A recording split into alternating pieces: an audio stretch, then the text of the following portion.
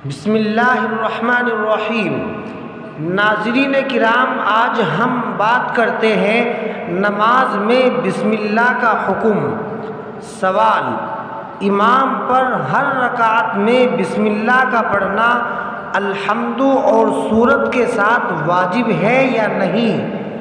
اور امام و منفرد کے لیے مستحب سورت حنفیہ کے مذہب کے مطابق کیا ہے؟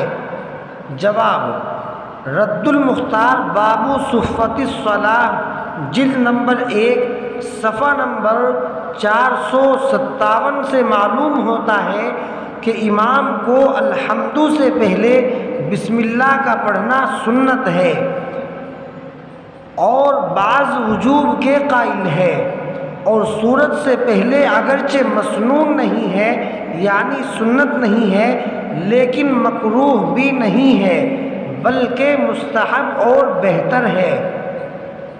بحوالہ فتاوی دارالعلوم جلد نمبر 2 صفحہ نمبر 184۔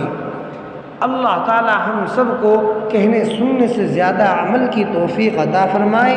سبحان اللہ و بحمدہ، سبحان اللہ العظیم۔